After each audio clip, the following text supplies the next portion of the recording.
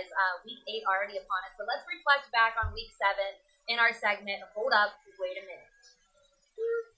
Hold up, wait a minute. Hold up, wait a minute. Hold up, wait a minute. Hold up, wait a minute. All right.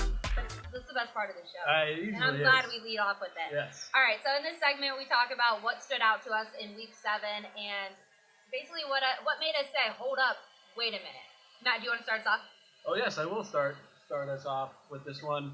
And my hold up, wait a minute, was the final score to the New England Patriots Atlanta Falcons game. I don't think anyone here thought it was going to be a defensive battle. I was thinking shootout all I was day. thinking like they didn't have enough lights on the scoreboard for that game. But ended up being 23-7. The Patriots still giving up a lot of yards, but bend don't break. They blocked a field goal. Atlanta was 1 for 4 in the red zone.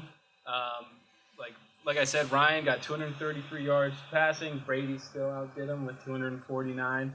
But that was when I woke up I was like, I can't believe I just watched a 23-7 ball game between the Falcons and the Patriots. So that was my hold up. Wait a minute for this week. It was kind of wet and it was kind of boring. I wanted fireworks, and it was like that's exactly the way Belichick wanted it. The pass to run ratio for the Patriots now was 29-36. Yeah. So that means they ran the ball more than they passed the ball, and that never happens. That's rare, yeah. In New England. But still, a boring game. For me, it was Marshawn Lynch's just tough season. I mean, comes to Oakland, everybody's expecting this is the rejuvenation, the return of beast mode. Haven't really seen that, and then what happens last week? He runs out onto the field and pushes a ref. I mean, come on. You've been in the league how many years? I mean, you gotta know. You can't touch a ref, man. Especially since you weren't on the field already. Yeah. Like, you run out there. Like, it wasn't even a big scene. It was a little scuffle, but he felt the need to come out there. In a way, I love it. I got my teammates back, but at the same time, you got to do what's best for your team. But and now you're suspended. He's in the stands. And then I love that. that. He was watching the game with the fans, took the train homes with the fans. I love that part, but still, you're hurting your I team. know. It's Marshawn's world. Beast mode, yeah. It's Marshawn's world. We're all just living in it. He lives on his own plane of existence, which makes him so lovable. But then, if you're a Raiders fan, very frustrating because now you have Jalen Richard and DeAndre Washington as your bell cows for this week. Marshawn does what Marshawn wants, man. That's about it. Exactly. Peter, so what was yours? What I've noticed, and thanks very much for having me, guys. What I've noticed is that parity is reigning this year. Only one team with one loss this season, that's the Eagles. Everybody else has at least 2 losses. At the same point last year, 4 teams only had this one loss. There's no clear Super Bowl favourite, which is really strange for this late in the year. Simmer down. Just calm yourself. That's exactly what I was about to say, Matt. The Almost lost to the Jets. Almost lost to the Bucks if it wasn't for like 3 missed kicks. Let's relax. Who says I was talking about the Patriots? Oh, should have lost. That wasn't obvious. Put words in my mouth. Words in my mouth. But speaking of the Patriots defense, Minnesota with Case Keenum as their quarterback, clock management, and Andy Reid. I mean, I don't see any team that looks like a clear favourite now. Because do you trust the Eagles? I'm not sure yet. Carson Wentz still could have a second this weekend. He could, but Is he North Dakota tough? North Dakota tough. Is he America's version of the Ginger Prince? Is he the Paul Scholes of the NFL? It's a tough question. I'm not sure I'm ready to answer that one. International football for the NFL podcast. Yeah, for anybody who doesn't know who Paul Scholes is, look him up. He's awesome. But Carson Wentz, I still don't trust him because of last year's second half slump. So if he doesn't have that, then maybe I'll trust the Eagles. But until week 14, until big games start coming, I'm not going to trust him. But this whole parity thing makes for maybe it being a little boring now, but as the season goes on and the games get bigger, I think it's going to make for some really exciting football later on in the year. All right. Have the Eagles had their bye before? No. Okay. That was like a major turning point. I asked because that's, like a turning point for them last week. Going in, they were hot. Coming out, So I get what you're saying there with the, second half slump. Yeah. So I want to see that too. So my hold up, wait a minute. As we all know, I'm a Browns fan. Big sigh. So the Browns, one of their greatest prized possessions is Joe Thomas. Probably one of the best Browns of all time. He's One of the probably best right up there with Jim linemen of Brown. all Yeah. time. If In there was the a Mount league in Rushmore general. of Browns players, Not probably even just Browns be- players. Could be Jim Brown and Joe Thomas. But no longer Joe Thomas. He's out for the whole season. Tore his tricep, so it's like you can't imagine this season for Browns fans getting any worse, and then boom, let me hit you one more time.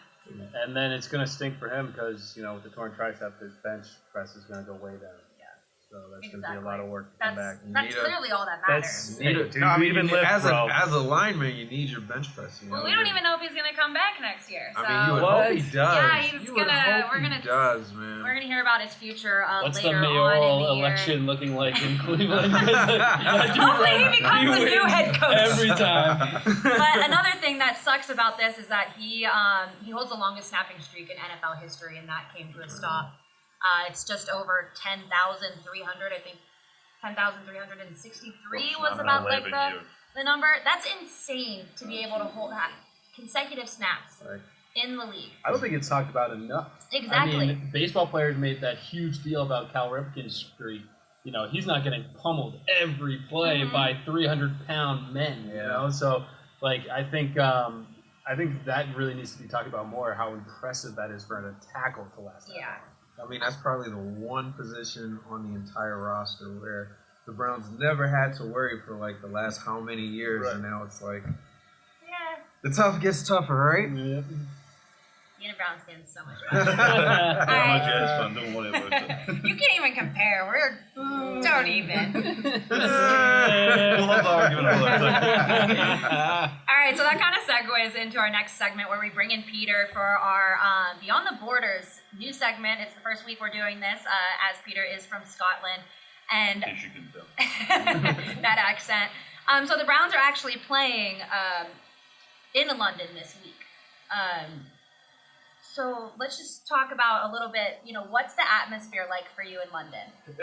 So I've been to one London game, you've spoken about the London games match, as I know you've been.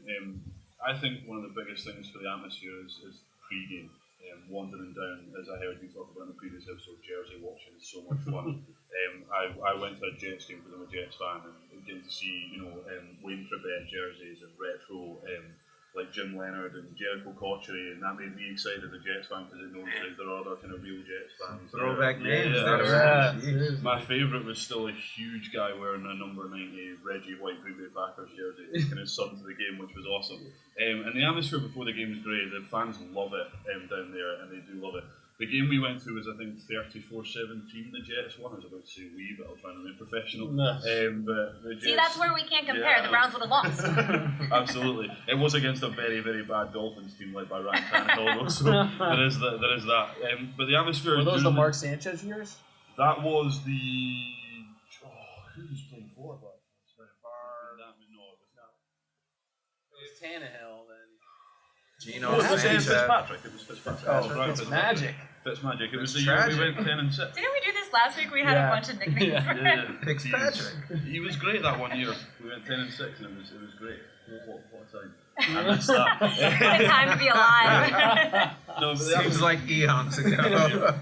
the atmosphere during the game, to answer your question, is tough because a lot of them have been blowouts this year, especially. I think it's 90-6. The teams have blown them out or something like that. And it was the same when we went to the game. It was never a contest.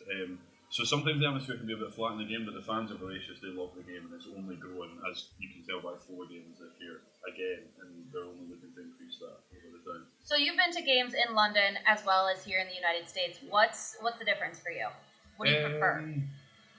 I definitely preferred coming here because this is coming here and I went to the old Giants Stadium to see the Jets in the first ever NFL game, and that was special. That was for my 18th birthday. My dad took me. That was a really special occasion, and I love the full worth still of that experience. The difference is that the fans know they're doing a little more, so they know when to cheer. They know, it's kind of like it's just a hodgepodge of fans who are looking for a day out in Ref throws London. the flag. Yeah. Do we clap now? Do we clap? Yeah. All right. And they don't know what to do with themselves during the silence as much because we're used to soccer where stuff happens for 45 minutes and then there's a break and then stuff happens for 45 minutes. So it's different. I definitely preferred having it here because getting to talk to Americans about football is great fun, and getting to talk to people who are actually knowledgeable about the game is good fun. And in London, it's hit or miss whether somebody knows or whether they're just taking the kids out for a day. So I definitely want to take in more here, and the goal is to go to every stadium at some point in my life. Hopefully Lambeau too next. It has to be Lambeau, right? Of course. I mean, you can start with Buffalo. Buffalo's pretty close. Ralph Wilson is one of the better experiences, so I've heard. Bills Mafia and all that. But you're not from London. You're from Scotland. What is the football atmosphere and kind of like reception, north of England? So I'd say the cultures are definitely intertwined. Obviously, London hosts the game, but the British culture is very much what I will discuss. I have one friend at home who's a Packers fan. We watch every game, every year, buy game pass, watch every game every week, love it to bits, play fantasy every year, have just gone really into it. And we've kind of gotten our friends involved. So like on the Super Bowl night, we'll have 20 people round to a flat, and we'll sit in a house, and we'll all stay up till 4 or 5 in the morning. How much beer do you drink during that time? I'd rather not say on air. It's usually a few. There's the one year that the Ravens Super Bowl was on when the power outage at New Orleans was an absolute nightmare because we were up till about 6 in the morning and some of us had worked the next day. So it's a commitment and you have to commit to it, but people do get involved and they do love it. And just to mention, because you've asked, just to say a shout out to Kevin Cadle, who was the presenter on Sky Sports, who was a big part of the culture and who presented that. He died the other week. And I actually had a sad moment to myself. I had a little cry that day. I'm not afraid to admit it. Like he's a big reason why I'm here and a big reason why a lot of British fans love NFL. So condolences to his family and just it's a really sad time for the game at the moment. What are the plans overseas to kind of get the NFL to be where it's at here? Are there any plans to project that? Yeah, exactly. So the big question, right, is are we going to have a franchise? The big question is Britain going to have a franchise? You could keep the Browns. They could well, I think we're going to get the Jags instead. So the Jags play there like every year, yeah. So the Jags are signed on to play through 2020 at Wembley as one home game every year. They're London's team. They've tried to, they rebranded it. Shahid Khan, the owner, is also the owner of Fulham Football Club, who are a championship soccer team. So there's some connection there in terms of him moving all of his assets into one location, which would be cool. The one argument I would make against a franchise in London is certainly a lot of people, fans like myself, have a team. I'm entrenched in being a Jets fan for 10 years. I speak to loads of guys who have been Packers fans and Bears fans and all these other fans for 10, 20 years, a long time. I don't see a fan base giving up their team. Like I'm still going to support the Jets even if the Jags move to London. I would definitely want them to do well. The London Jaguars even sounds weird. I would want them to do well. But I still wouldn't, give up my fandom. So there's definitely that. The really cool thing is that they are at this really interesting critical mass right now where they've got games signed on to Wembley for 2020 at least to Tottenham Hotspur, as you know, Matt, will rebuild in their stadium and they're going to have a retractable pitch to have an NFL pitch underneath so they can play games on a Saturday at Tottenham and then play a game on Sunday and not have to worry about the pitch conditions, which is what they're worrying about with particularly Twickenham now, which is where the game is at this weekend, which is a rugby stadium, so it's real grass and it gets torn up a lot. But the Tottenham Hotspur stadium is cool, and they've actually signed on to have multiple games through 2027. So there is definitely a growing need for these games, a growing want for these games, and that contract only bodes well for it going forward. Will there be a franchise? Perhaps, perhaps not. Does it matter? Probably not. Well, we talked to my buddy Max probably 4 weeks ago at this point, and he kind of posited that the reason why it's so big is because it's a spectacle, and that if it becomes an every week occurrence, that eventually it'll go down in interest. I would probably agree with that. I think it's the same notion as the Rams in LA, right? Is if the Jags move in the next couple of years and retain that core, everybody will be really excited because the Jags are a good team this year and will only get a little better. We only hope that they get better as long as they replace Bortles, right? But everything else seems good. So to answer your question quickly, sorry, I've lost my train of thought. I do apologise. If the team were to be bad if they moved there, then I think certainly week on week they wouldn't see much of the fans. And I think you're right, keeping it as a spectacle is maybe the best way for the NFL to go. All right. Well, thank you so much, Peter, for joining Thank us you. for our first segment of insights. Beyond the Borders. It was insight. awesome. Thank you, Peter. Peter Benson, everybody. So let's get started into Week 8. Let's start off with the Browns because we're on the topic of it real fast. Obviously, they're playing the Vikings. Let's just get it out of the way. Minnesota, a 9-point favorite. Everyone has the Vikings, correct? Yes. Yeah. Yes. All right, so there we go. Browns, Vikings off the list. She didn't want to have to suffer through that. It was like, let's rush through this one. I don't think 9 points is enough for that game. That's going to be I know. gonna be ugly. All right, so let's get started. One of the biggest games of the week is coming up Monday night. The Chiefs hosting the Broncos, and Kansas City is a 7.5-point favorite. What do you guys think about that one?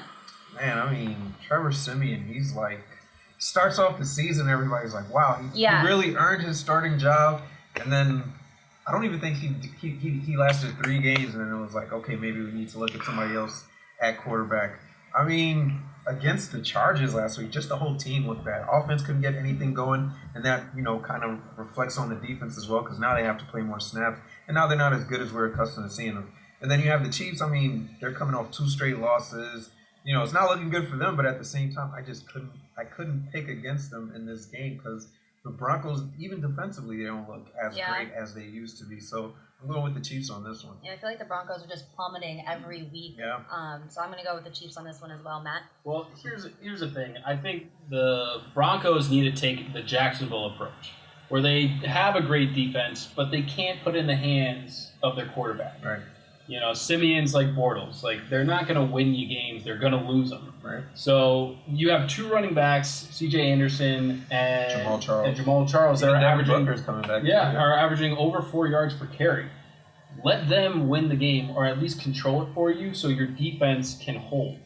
Because, you know, if you start throwing the ball around, and you do have good athletes on the outside, but I think you have to trust the run game. And Week 3. Chiefs slide. Week 3 of the Kansas City slide, baby. Kansas City slide. The Kansas Sounds City like slide. a dance. It's like, wasn't it like the Kansas City shuffle or something like that? That's a thing. The Kansas City slide. I think the Broncos are going to win. Yeah. You know what's funny too? The first couple of weeks when even Simeon was doing better, the running game was much more involved as well. C.J. Anderson, he had like hundreds, not hundreds, but each game I think he had like close to 100 or 100+ yards. So. Peter, what are your thoughts? It doesn't help that they lost 2 more right tackles, lost 2 more offensive linemen last week against the Chargers, and they've already allowed 22 sacks on the year. So to go off your point, I don't see how this offense does anything against the Chiefs D. And while the defense is good, as you said, you know, turnovers are a huge problem for Denver. 4 takeaways against 12 giveaways. I don't see any other outcome apart from the Chiefs winning at home. All right. Seahawks hosting the Texans. Seattle, 5.5-point favorite in that game. Judy, you want to start off? Probably the best defense Deshaun Watson has faced all season so far, and you know he's kind of been like a great find for the Texans. You know, putting up monster numbers. But I think it's going to come to an end this week. Great find for my fantasy. Great find for that. But, I mean, this is the best defense he's going to face. They're going to put a lot of pressure on him. I know as a great defense, you love to play against a rookie quarterback just because they're not used to all the exotic blitzes that you're going to throw at them. And Seahawks, that's what they do. They blitz the ball. They put pressure on the quarterback, shut down your run game, and they just make it hard for you all game. So, for that reason, I'm going to go with the Seahawks on this one. Yeah, I think we talked about this earlier in the season where the Seahawks take a little bit of time to find that offensive rhythm. You know, the first couple weeks they laid a couple eggs, but now they're really starting to get a good flow to the offense. The running backs are getting healthier. So they're starting to put up more and more points. And Deshaun has been mostly at home for his start. So this is a big atmosphere for him to step into in Seattle, the 12th man. 13th man. They're so loud it feels like 2 extra people. Yeah, so I think I'm going to go with Seattle at this one. I think they're starting to hit their stride. And this is when you start to see like the Rams kind of get down, the Seahawks kind of like, and you know, before you know it's week 16, it's like, oh yeah, Seattle just clinched playoffs. So. Right. What do you think? Yeah, I think I agree with both of you. Seahawks, best defensive team in the league, allowing only 15.7 points per game, and at home the Seahawks are just unbeatable almost. I think there's a sneaky chance to get out of the NFC this year. I really do. Yeah. So I'm going to disagree with all three of you. I'm going Texans. I love Deshaun Watson. I like what I'm seeing from him. I don't think being in Seattle is going to be a factor at all. What? I don't know. And speaking of Deshaun Watson, he's a class act. Have you been reading all of these stories about him and how he's giving back to the Houston community after that big old tragedy with the hurricane? Yeah. It's awesome to see, especially from a rookie. All right, so moving closer to home here in New York, the Buffalo Bills are hosting the Raiders. And Buffalo, I'm still sick of it. 2.5-point favorite. The hate. I mean, I just don't get it. If the Browns have to suck again, the Bills should have to suck again. Lose together. Listen, I'm surprised that this game is this high up on our charts. After looking at it, Oakland, is Carr turning the corner after the last week's performance, and I said it since week one. I was like, why aren't you throwing the ball to Amari Cooper? Oh, my God. And, just throw that man in the general area. He's going to get it. He had 11 catches last week. So, 200-plus yards. Despite losing Marshawn Lynch, I don't think it's going to be that big of a hurt for them. I think that Oakland has a good enough defense that they can surprise Buffalo at home. I've been saying this since the beginning of the week. The Bills are just so scrappy. You just want to pick against them and think that they're going to lose. I mean, I picked against them a number of times, but they just find ways to win. That defense is sneaky good. I think for the last 3 or 4 games, 2 picks a game, a couple fumbles as well. I mean, that defense gets the ball back to their offense. And what do? They don't do anything crazy. They hand the ball off to Marshawn, take the little dink and dunk passes. Charles Clay, I thought that was going to be a major factor, him being injured for a couple of games. But they just keep finding ways to win even without their top target. And then, with the Raiders, they had their best game of the season last week. But prior to that, didn't really do much to impress me. I mean, I want to see some consistency before I can say, okay, this is the Raiders that I saw from last week. And because the Bills are at home, I just got to give the edge to them. So I'm going to go with the Bills on this. I'm going to the Raiders, not because anything that has to do with the game at all. Just go back to what you know. Go back to what you know. Oh, man. The Browns aren't straying away from their losing streak. Oh, my God. Hang out with us a little bit in that L column. Yeah. All right, Peter, what do you think? Give me the Bills. This was a really tough one. This was the hardest game to call, I think, this week. But give me the Bills because they're at home and their defense is just a little better. I think they slowed down Carr just enough. Cowboys traveling to Washington. They're taking on the Redskins. That line's even. I mean, this is pretty even game. It's a good game as well. I mean, probably aside from Oakland Raiders, this was another one I didn't know. Think so? You don't think so? That's actually why I give the edge to the Cowboys just because Zeke is playing. I'm so sick of that. Redskins are not that good. Redskins, I mean, they have weeks. Sometimes you'll see. I mean, I feel like everyone feels the same about Cousins. Sometimes he'll play and he's like, "Wow, why aren't they giving this guy money? Why haven't they given him a contract?"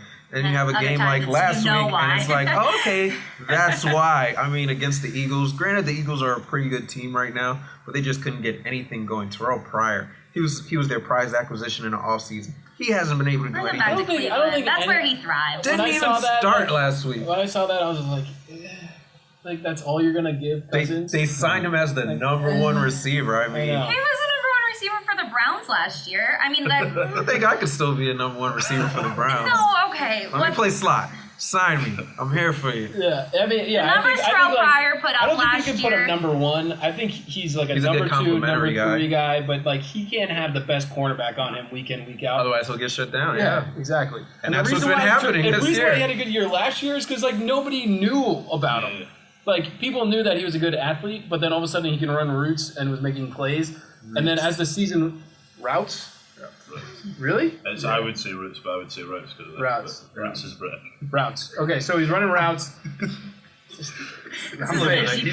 So he's whatever. He's running routes. He's running routes, and then all of a sudden, as the season went on and people started getting wise to his act, his numbers didn't go down. Yeah, I mean, I was on a hype train. I thought he was going to have a breakout season, but it's not happening. And again, Zeke is playing, so I'm going to go ahead and give it to the Cowboys. I'm going Cowboys as well. Cowboys, everybody. All right, Panthers in Tampa Bay. Buccaneers 2.5-point favorite in this one. Tampa Bay defense, where are you at?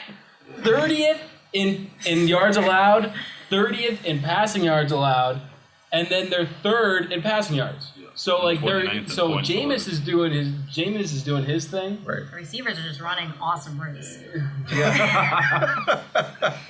But you want to talk about talent. You want to talk about talent on that defense. They've got Gerald McCoy, Quan Alexander, Levante David. Like they have talent. Talent is there. They just haven't put it together yet. That second, well, they didn't talk about that in the Hard Knocks, but that secondary. If you like think about like who they talked about that was going to be in that secondary, you're like, whoa, that's not good. They still have a good front seven, but they have no one in the defensive backfield. I mean, they've got T.J. Ward, and he's been complaining he's not He's getting a enough run playing stopper. time.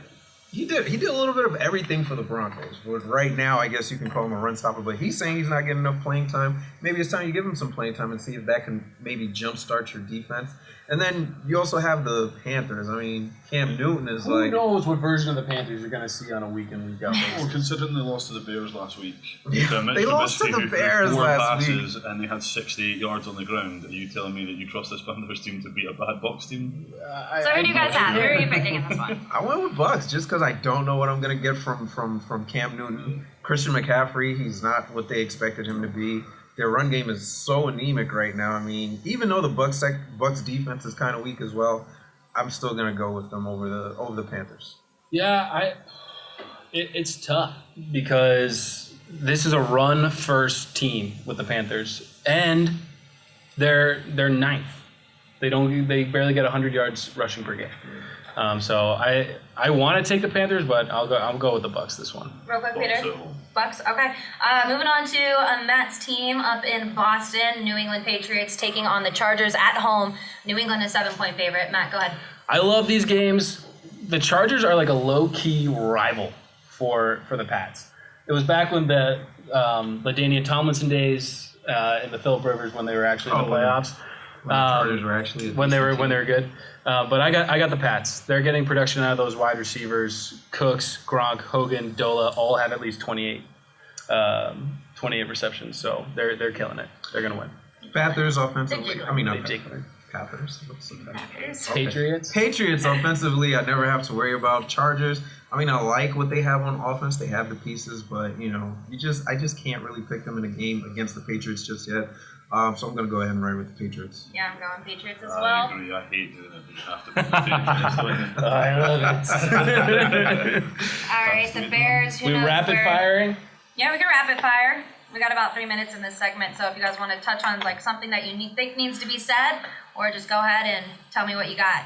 So the Bears are in New Orleans. They're taking on the Saints, who are a 9-point favorite. Saints sneaky 4-2. Taking them. Bang, bang, bang. Saints defense way better than I could have expected. Saints. Yeah, Bears cover. Still ranked 20th across the board. Bears cover. That defense for the Bears is good. Bears cover. All right, I don't think they cover them. everyone's Good Saints. by comparison for their historically bad ones over the years. I'll give you this. Yeah, the Saints will win. All right, Sunday night game. The Steelers taking on the Lions in Pittsburgh. Pitt a 3-point favorite. Excuse me, they're in Detroit. Yeah. In Detroit. Put your hands up for Detroit. I love that city and them in this game. Wow. Okay. Wow. That was a different way to go about it. Can we get the Julian in here? 12 targets, 10 receptions. How many yards does Antonio Brown, what does he usually say about 100 yards? So, Steelers. Well, Big Ben sucks this year. Yeah, he does. He said he doesn't have it anymore. Only 9 touchdowns. I wouldn't say sucks. Dude, he stinks. He's not the Big Ben we're accustomed to. But saying that, I'm going with the Lions. Their defense is pretty good. They're 3-3, but that's kind of more of a misconception than what they actually are. I'm going to go with the Lions at home. All right, I'm going Steelers, like I said. Steelers for me. Le'Veon Bell will carry the day. All right, Thursday night, the Ravens hosting the Dolphins. Baltimore, a 3-point favorite. Real quick, Matt. Ravens easy. Yeah, Ravens. Yeah, the Ravens, but that's only because I just want to quickly mention that the Dolphins are really bad. They've scored 92. They've scored 92 points all year and are somehow 4-2. What is that about? 4-2. I love it. What is that about? If you need to say something, say it if it's important. The Dolphins are just really bad. That is important. We need to ignore it. I love it. Important point for them. All right, the Jets taking on the Falcons. Atlanta, 4.5-point favorite. Matt? Falcons. Ooh, upset Jets. Oh, I'm going Falcons. I'm not even picking my own team. The Falcons are more talented The than me. Falcons. Oh my gosh, they're so frustrating. Let's go Jets. Eagles, Let's go 49ers. Jets. I'm going Eagles. Philadelphia, 10.5-point favorite. It's in Philadelphia. Yeah, They're Philly. gonna cover. Fly Eagles fly. All right. It's even a choice. Colts in Cincinnati. Did you just throw up in your mouth? A little bit. I can't believe I said it. As a Giants fan. Oh. Colts in Cincinnati. The Bengals, Could we edit 10-point that out? favorite. Colts are another team that are just disastrous. Bengals, they How cover 12, outrageous 10. is that 10-point line, though? Not at I'm all. taking the Colts, man. What? I'm taking the Colts. You're ridiculous. Jacoby man. Brissett, baby. Jacoby Jacoby Brissett. I'm just living That's on that I'm just Patriots living on a limb homerism this coming week. in. Like, Yes, you are. I'm living on Don't the go too far. You might fall, man. All right, Jude, who do you have? You said Bengals? Yeah. Bengals. All right, that'll do it for week 8. There's 6 teams on a bye week this week.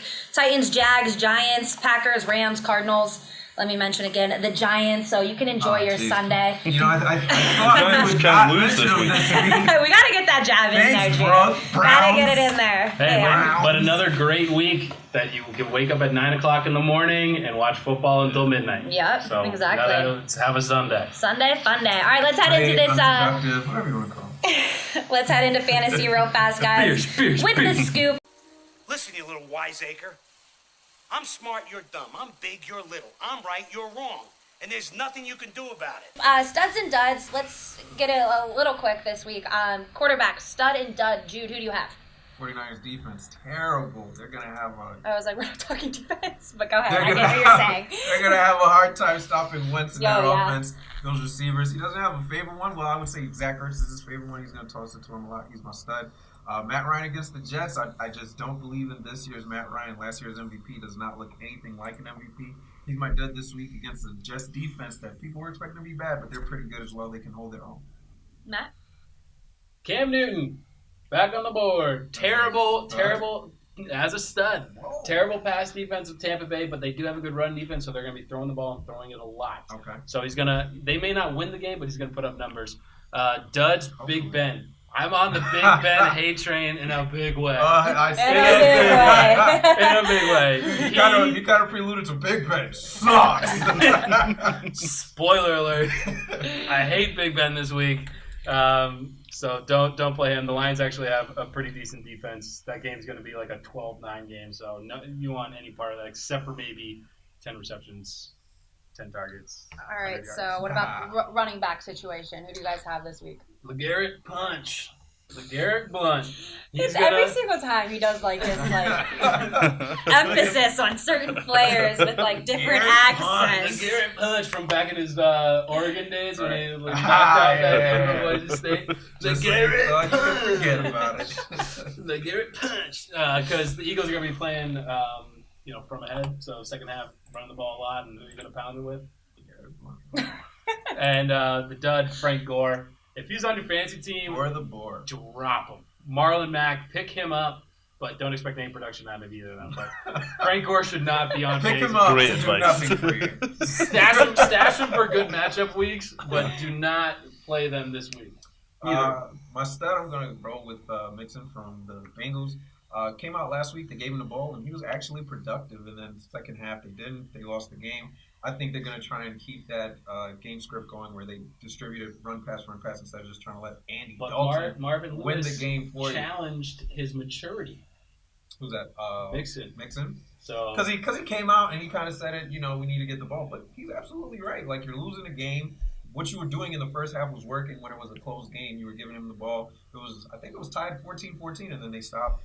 And, they lose the game. But he has a great matchup this week, too, against the Colts. I mean, why not give him the ball? You drafted him high. Give him the chance to show you what he could do. For my dud, I'm going to go Kareem Hunt. I mean, came out smoking hot. People were kind of exaggerating, saying, oh, he's the next great running back. I mean, running backs as rookies often have great seasons, but then they taper off. And we've seen it already, whereas each of the last couple of games, he's tapered off. So just a quick point. And he's going against the Broncos this week. So you know still that's a great part run of. defense. You know that's part of the geez. Kansas City slide, baby. Kansas City Sorry, slide. there's no way Hunt's a dud this week. He's broken more tackles than Ezekiel Elliott did last season already, and he's the leading rusher. Hunt's What have awesome. you done for me lately? Each Hunt's week, awesome. less and less yards. That's all I'm saying. Can I And say something again, about Marvin Lewis? he's going against the Broncos this week. Although the team is bad, defense is still solid. Can I say something about Marvin Lewis? So you come out and you call Mixon immature, right? And you literally have a linebacker on your defense that may be charged for a felony for how dirty he plays on a week-in, week-out basis. So I don't know how you do that. Marvin, figure it out. All right, wide receiver, guys. All right, I think I'm going to keep it short so, I don't give Brooke a heart attack here. You don't say. Now they're just helping. You're going to get After a 8 weeks. All right, wide receiver. Finally getting the attention. Wide receiver, Keenan Allen. Phillip Rivers loves throwing the ball to him. He's going to get the targets at the very least. And he's a good receiver. He'll get the catches. I think you said the same amount. You just said it super, super fast. Yeah, right. Pretty much. But it works for me. Hopefully it works for you too. Dud, I'm gonna go with Dez. Josh Norman might come back this week, so it's gonna be a tough matchup for him. He hasn't been having the greatest of seasons either. So Dud, Dez Bryant. So I'm keeping on. Better You not want to be pair good. these two guys up, Bunches as my stud, and then Hopkins. He's gonna have a tough week this week against Richard Sherman and Legion of Boom. Tight ends, Hunter Henry again. Theme with the Patriots and tight ends, they do give up a lot of points to them. And then Doyle for the Colts. He has been producing the last couple weeks, but I'm not touching the Colts this week. Tight end, stud. I'm going to go with Ertz, but again, I've been saying it every week. He's been proving me right every week. That's the cheat. So I'm also going to go with Jared Cook coming off of a 100-yard game. He's going to roll around again. Hopefully get the same amount of targets, same production. Dud. Going to go with Gronk here. Only 63 yards per game at home. Last week did nothing. He's going to Expect fall the same over in this his week. chair. Gronk is not the Gronk of old. That's all I'm saying, baby. Matt, real fast. Who do you have? How dare you? How blasphemy on the podcast. Good grief. I gave you numbers, I don't want to. I gave you numbers, bro. Thanks for that, Jude. I can't argue with numbers. Tight ends. I already did. I did do tight ends. Defense. Defense. Minnesota is my stud defense. God help Deshaun Kaiser in jolly old London because Minnesota is going to be harassing him. So they're going to put up points. And then Carolina, Deshaun I had Kaiser as my dud. They're considered a top 5 defense, but Tampa Bay has got a good offense. So dud city for Carolina. Stud defense, we're going to go with the Bengals. I mean, they're playing the Colts. They don't do anything right. Don't run the ball, don't throw the ball. I mean, it doesn't get much better than that. And then Dud, I got the Patriots. Again, they had a great game last week. I don't think it's going to be the same. So I'm going to go ahead and say that they're a dud this week. Still gave up a lot of – they won. They restricted the Falcons. Still gave up a lot of yards, though. But if you still have the statistically worst defense in the league, can you be a dud? I think it's dud because a lot of people are saying, wow, they held that offense of the Atlanta Falcons to only so many yards. They must be turning things around, but I don't think it's so. You're saying leave them on the waiver wire. Leave them on the waiver wire, yeah. All right, so that moves us to the waiver wonder of the week. Who are you guys picking up? Jalen Richard. Well, that's awkward. That's my waiver wire of the week. I had a feeling, so I wanted to get in there first. He saw me open the mouth, and he just Jalen Richard. Okay. Well, no, actually, You need to play the hold up, wait a minute we music while that can happens. take a moment and just Jude and I are on the same page. For once. For once, oh my gosh. Wow. Can we all just history. take But a no, moment of this week- silence? This week is tough with six frozen teams on the bye. There's not a lot of people playing, so the waiver wire doesn't really have a lot of value right now. So Marshawn Lynch, I think we both called it. I think if someone has Jalen Richard already, I think you can't go wrong with DeAndre Washington. So either way, Oakland backfield is what you're looking for on the waiver wire. I mean, I guess I'm pretty much just piggybacking, but again, even before Marshawn was suspended, Jalen Richard was getting more and more carries each week.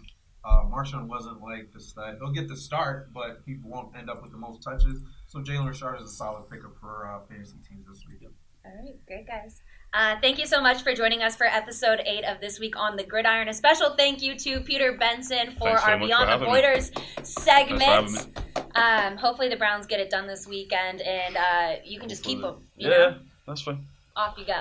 All right. Hopes Well, are high. Hopes are real high. Team spirit. All right. Join us next week for week 9, right here, same time Wednesday.